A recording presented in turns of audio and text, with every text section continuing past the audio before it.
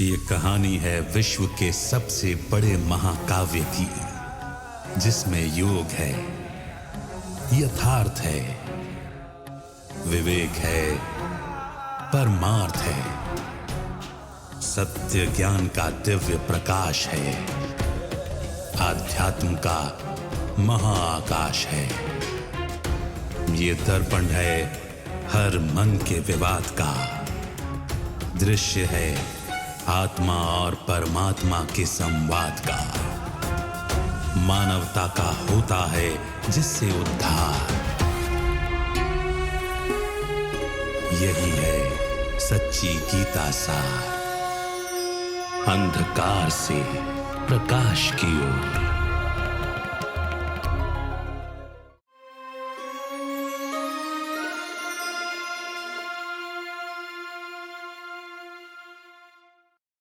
नमस्कार। अंधकार से प्रकाश की ओर सच्ची गीता सार इस कार्यक्रम में आप सभी का स्वागत है। हर कड़ी में हम एक नए विषय पर चिंतन कर रहे हैं। जब हम इस एक एक विषय को समझते जाएं, तब एक पूरा चित्र स्पष्ट रीति से हमारे सामने उभर कर आता है। गीता का भगवान कौन है, वह क्या करते हैं, उनके कर्तव्य क्या हैं, उनका परिचय क्या है। आज अगर किसी से प्रश्न पूछा जाए कि परमात्मा का स्वरूप क्या है, उनका दिव्य कर्तव्य क्या है, वो क्या काम करते हैं, तो अनेकों प्रकार की भ्रांतियां देखने को मिलती हैं। आज एक छोटा सा प्रयास करते हैं कि इस पर हम क्लैरिटी लें, इस पर एक स्पष्ट चिंतन करें। आज हमारे साथ स्टूडियो में ब्रह्मा कुमार बृजमोहन भाई हैं। भाई साहब, आपका स्वागत है। ओम शांति। परमात्मा के नाम, गुण, रूप, कर्तव्यों के बारे में जब चिंतन किया जाता है तो हम देखते हैं कि संसार में अनेक मतें हैं, कोई एक मत नहीं है। अब परमात्मा के सही स्वरूप के बारे में अगर चिंतन किया जाए तो लोग परमात्मा को कई जगह निराकार कह देते हैं। अब परमात्मा को निराकार कह देना यानी उसका कोई आकार ही नहीं है, ये मान्यता कहाँ तक सही हो सकती है? देखिए, ये जो आपने तीन बातें कही हैं, ये परमात्मा के परिचय को उसके डिफाइन करने के लिए, उसको बाउंड्रीज में लाने के लिए बहुत इम्पोर्टेंट है। तो जनरली परमात्मा परमात्मा कहता रहे तो बहुत ही सागर को समझने की कोशिश करना है। तो दुनिया में भी अगर आप किसी आदमी का परिचय चाहते हैं, ABC का, तो पहली बात उसका नाम, क्योंकि एक ही नाम के अनेक व्यक्ति होंगे, तो आप किस पर्टिकुलर नाम वाले व्यक्ति की बात कर रहे हैं। और सिर्फ नाम होगा तो कन्फ्यूज़न, उसके साथ उसका रूप भी होता है। एक ही नाम वाले कई होंगे लेकिन उनके रूप में फ़र्क होगा, तो जिससे आप मिलना चाहते हैं उसका नाम और रूप दोनों टैली करने चाहिए। अच्छा, फिर नाम और रूप के साथ वो करता क्या है, क्योंकि अगर आप किसी व्यक्ति से मिलना चाहते हैं तो कोई पर्पज़ होता है और उसके कर्तव्य के कारण ही आप उससे मिलना चाहते हैं। लेकिन उसको मिलने के लिए उसको आइडेंटिफाई करना ज़रूरत है, उसका रूप मिलना चाहिए। फिर एक ही रूप के भी कई व्यक्ति होते हैं, इसलिए नाम, रूप, कर्तव्य, 3 नंबर मिलेंगे तो ताला खुलेगा। सीधी बात है। अब भगवान पर आ जाइए। अब परमात्मा के आज दुनिया में कितने नाम हैं? एक तो ट्रांसलेशन भाषा के कारण है, लेकिन वैसे भी परमात्मा के दुनिया में कितने नाम। आप देख लीजिए, भारत में ही अनेकों नाम हो जाएंगे और वो कोई डिस्क्रिप्टिव नहीं है। आप किसी कोई हरि कह देता है, कोई ओम कह देता है, कोई ईश्वर कह देता है, आदि आदि। अच्छा, तो ये तो हो गई नामों की बात। और ये नाम किसने रखे हैं? मनुष्यों का नाम तो माता पिता रख देते हैं, उनसे पूछ लेते हैं। भगवान तो सबका माता पिता है, तो नाम रखे, ओरिजिनल नाम किसने रखा होगा? दूसरी बात रूप है। अब रूप दूसरी चाबी है, दूसरा नंबर है।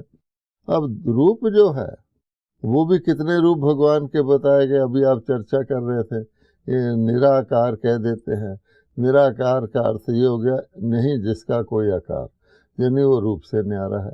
अगर रूप से न्यारा है तो नाम से भी न्यारा हो जाएगा। नील हो जाएगा तो न्यारे का नाम क्या और रूप क्या।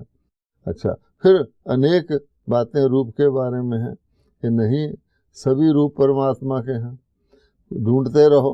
हैं, अब छिपकली को देखेंगे, वो भी भगवान का रूप है। कथाएं बनाई हुई हैं कि कुत्ता रोटी ले गया तो उसके पीछे भगत भागा के भगवान घी तो लगवा जाइए, यहाँ तक भावना है।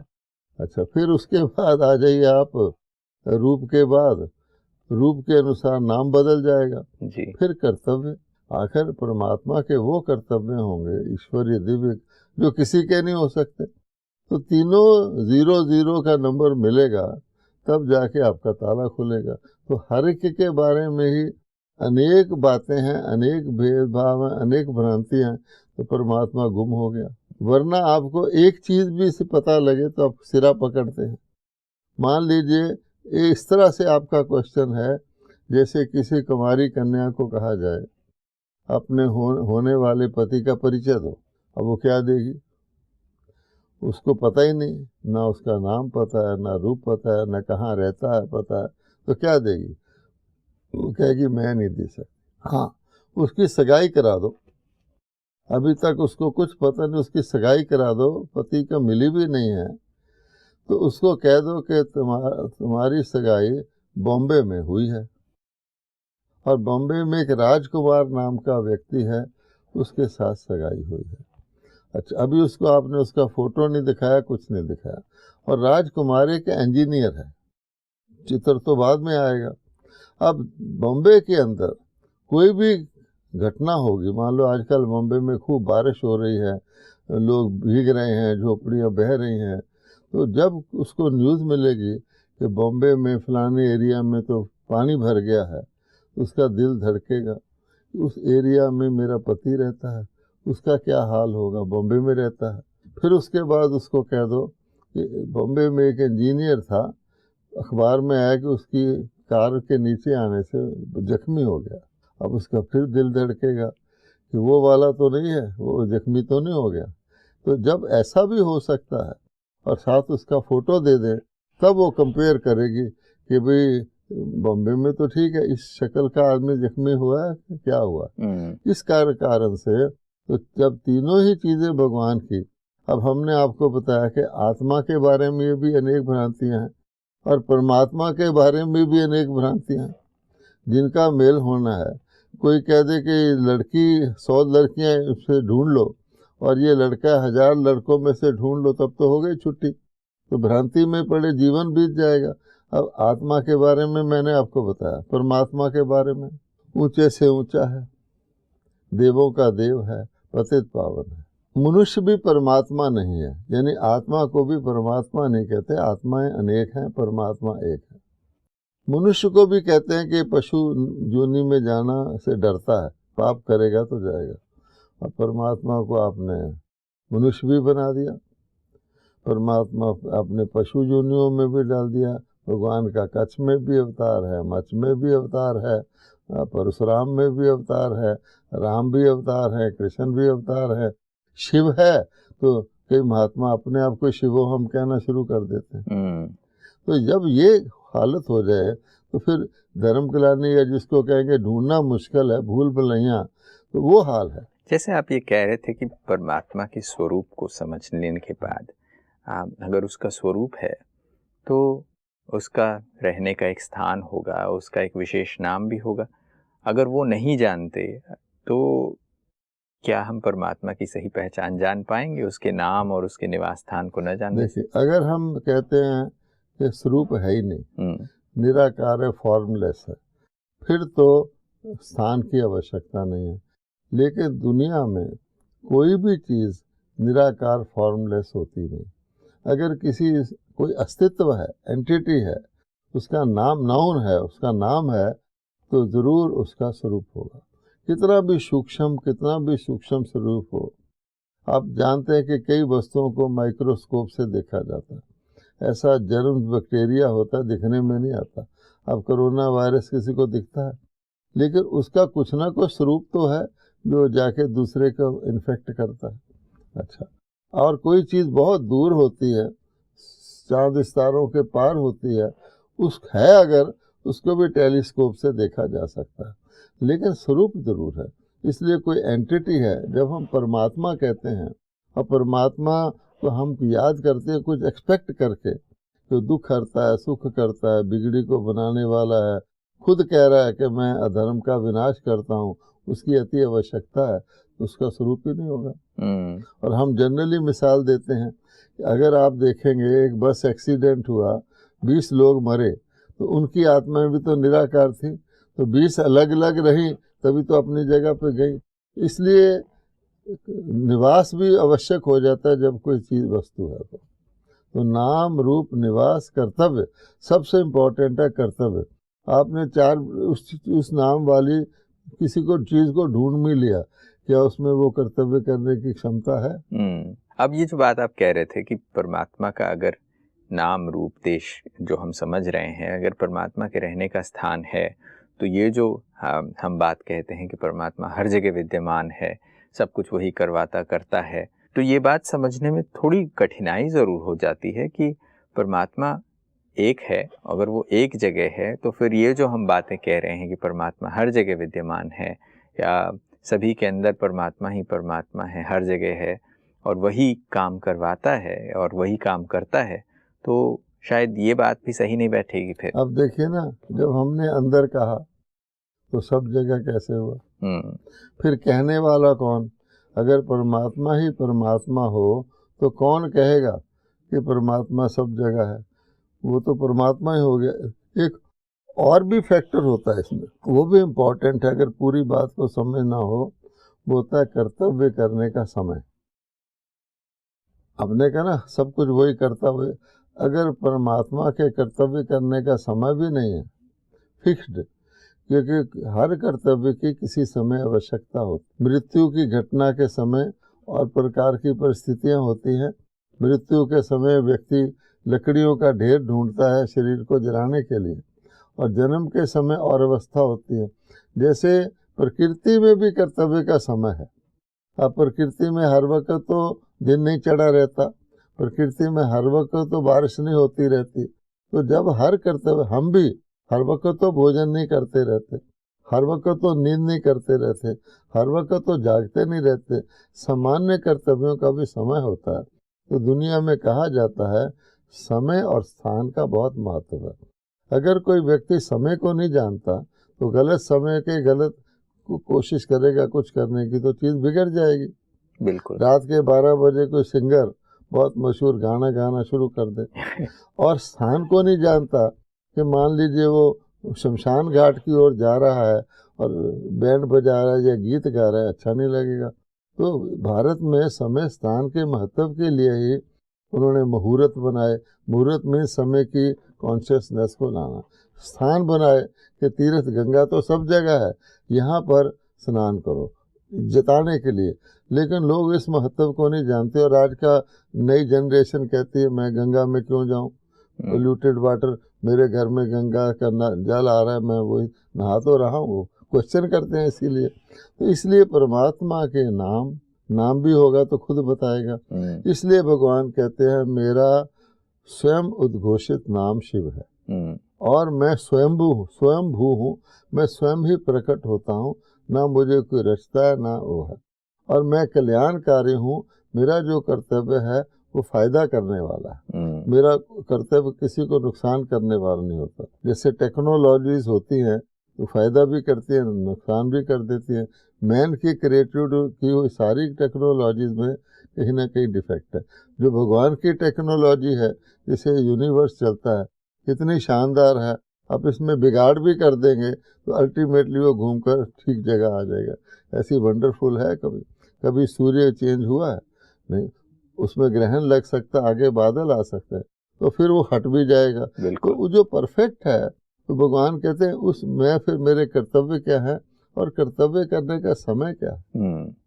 मैं अगर देवी देवताओं की नई दुनिया हेवन बनाता हूँ तो क्या हेवन में आकर फिर मैं क्या करूँगा मैं? इसलिए लोग कहते भी हैं कि सुख में सिमरन करे ना कोई, दुख होता है तो सिमरन शुरू होता है। और वाकई कोई व्यक्ति से कोई चीज़ लेने जाता है, आपको डॉक्टरी पढ़ रहे हैं, आपको MBBS की डिग्री ले ली, उसके बाद तो आप उसी कॉलेज में तो नहीं जाएंगे ना। तो भगवान कहते हैं मेरा भी समय है और मैं तो क्रूशियल काम करता हूँ बीज का। भगवान कहता है मैं बीज हूँ, तो बीज का कर्तव्य सारे वृक्ष में रहता है, एक समय पे रहता है। तो ये 4-5 चीज़ें इंपॉर्टेंट हैं जिसको भगवान खुद बताता है। और क्योंकि उसका समय है तो उस समय पर ही बताता है। तब वो कहता है कि फिर ऐसा हो जाएगा तो फिर मैं आऊँगा। ये इम्पोर्टेंट चीज़, और हम भी जो सच्ची गीता की बात कर पा रहे हैं इसलिए क्या वो समय आ गया।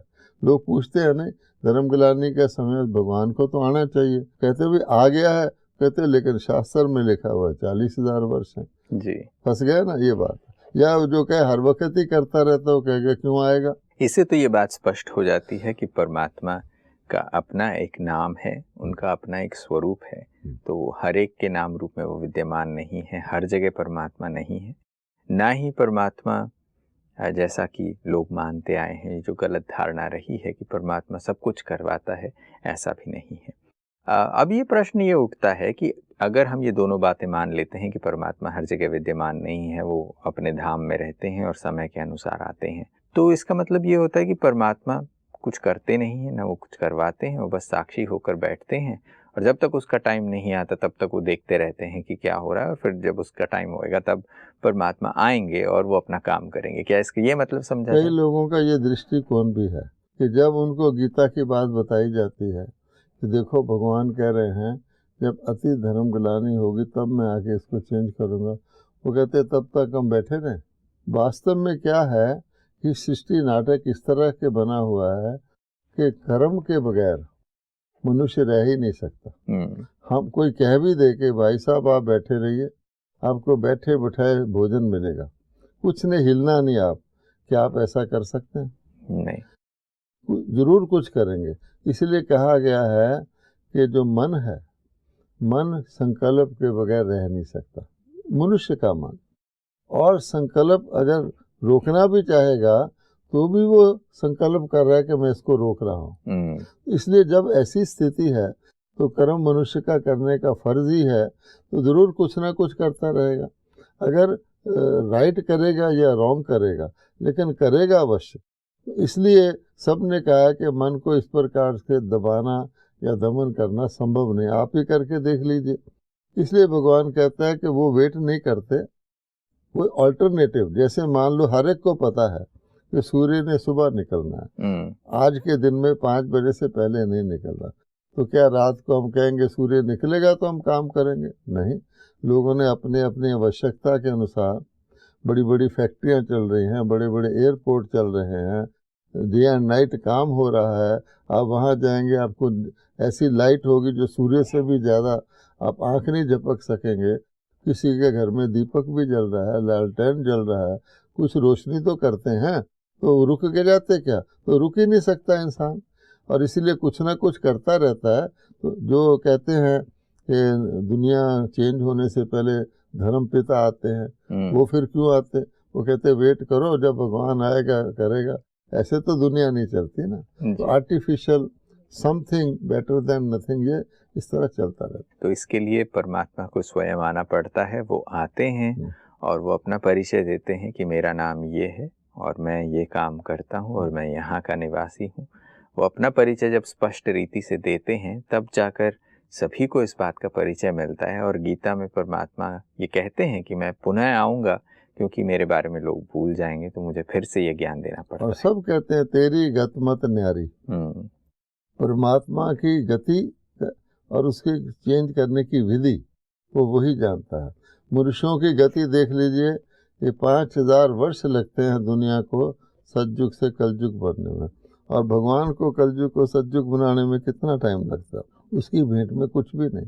फिर उसकी विधि कैसी है कि कोई लंबा चौड़ा कार्य है ना, जैसे कहा जाता है ना कि एक पोएट जो है वो पोएट्री में 5 मिनट में ताजमहल को डिस्क्राइब कर देता है, और ताजमहल बनाने वालों को कितना समय लगा। और आप अपने संकल्प में ताजमहल को इमेज इंस्टेंटली सामने ला सकते हैं।